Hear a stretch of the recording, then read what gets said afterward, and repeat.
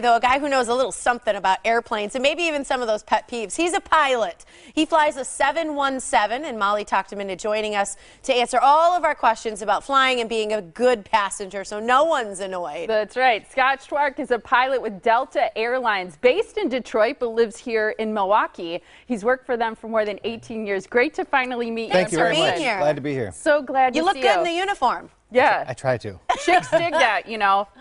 Yeah, that's a good answer.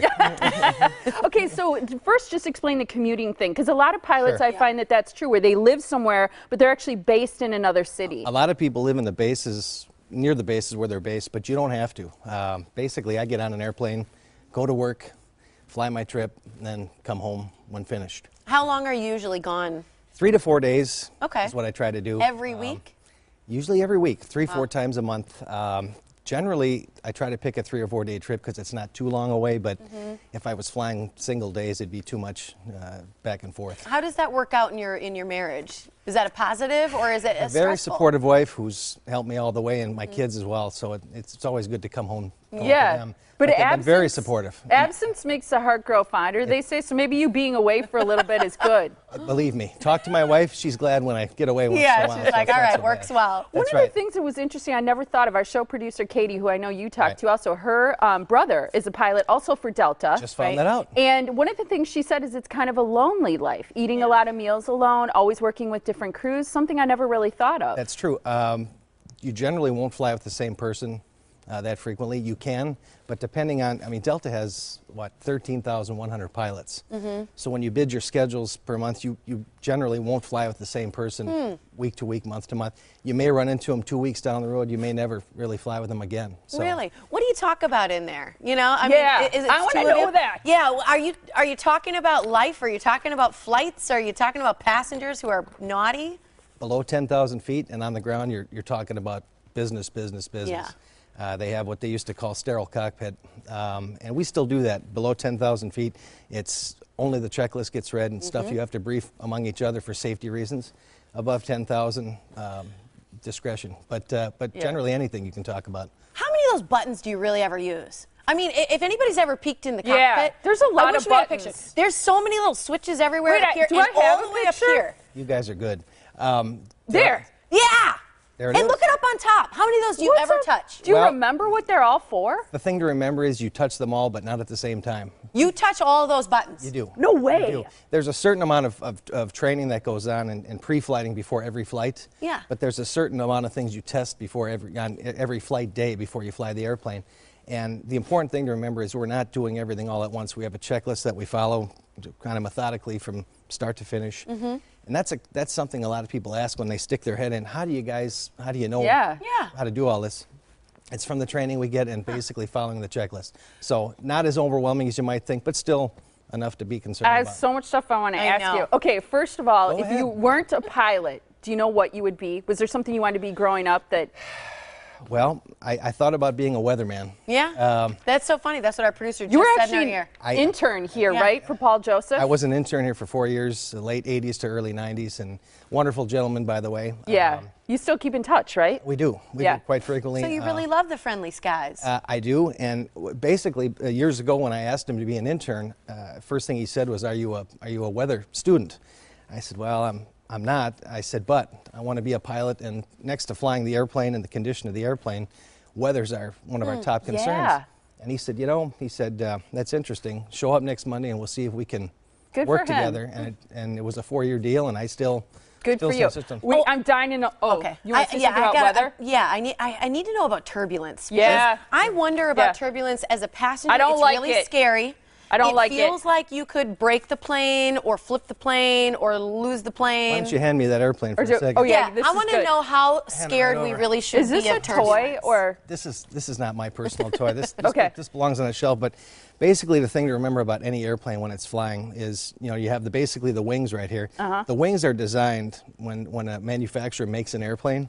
Yeah. They're designed generally to withstand about 15 times the normal turbulence you would ever. And what are they called? experience. I read this tip. It's like aerosnays or something. Well, Fuselage. The fuselage. Oh, that's the body. That's the body of the airplane. Yeah. Nice French word, very Thank well you. pronounced. Fuselage. But actually, the wings in flight are made to flex and bend, and that's all normal. So the plane is really built to withstand quite a bit more turbulence than you would ever really think you could experience as a passenger. So when we feel turbulence, you actually don't have to be scared?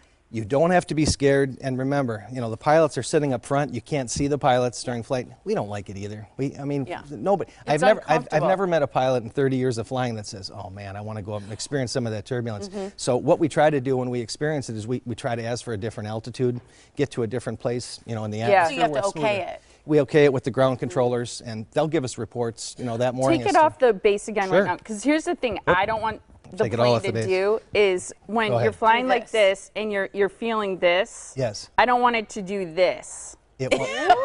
Like that. Or even one of go these. like this. You might have seen that Don't wanna Denzel see Washington this. movie.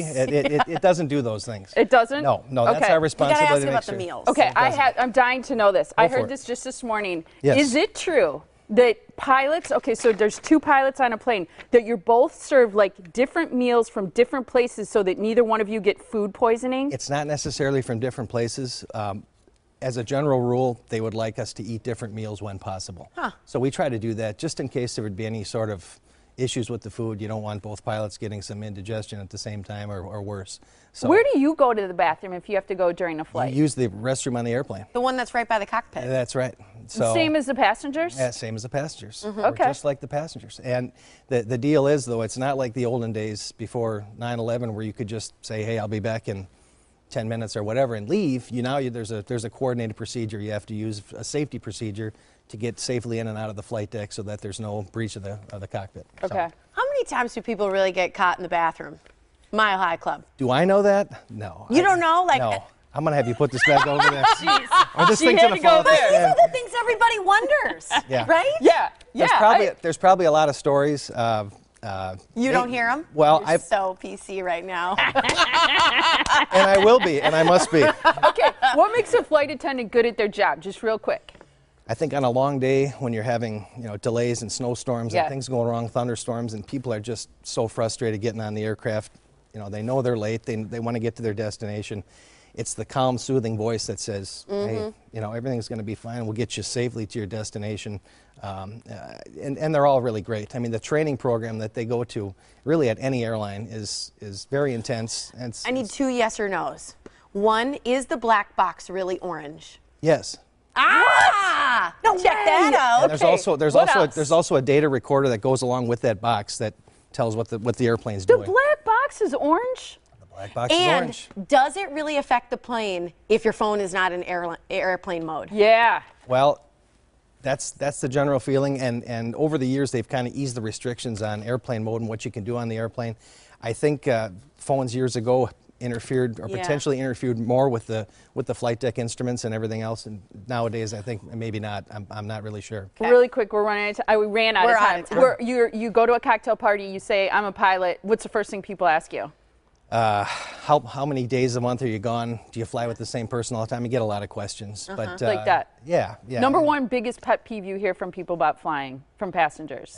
Talking during the safety brief. Yeah. That's really an important thing you want to listen up to, because a lot of people behind you, in front of you, maybe don't fly as much. Yeah. It's really important that everybody listen to that safety brief. Flight attendants are there mainly for your safety. It's nice to get a meal, it's nice to get a drink on your flight, but they're really there for your safety and protection should something go wrong. Do and you get a need to- parachute? Do I get a parachute? Nobody gets a parachute. No There's way. there's just not enough room anymore for those. Yeah, because everybody has too many carry-ons. With all the advances in the world, there should be a way to get off the plane midair. I know. All right. You have to come back sometime because there's so much we didn't get Yeah. to. Before we go, I got one thing for both of you. Oh, yay! the wings! Our We're going to make you honorary Delta pilots I this morning. love it. These are the Thank nostalgia you. wings. And What do you we're go the- by, Captain? Well, Scott is fine. Really. All right. Captain, thank you. And tell Delta we said thank you also. Really I appreciate will do it. that.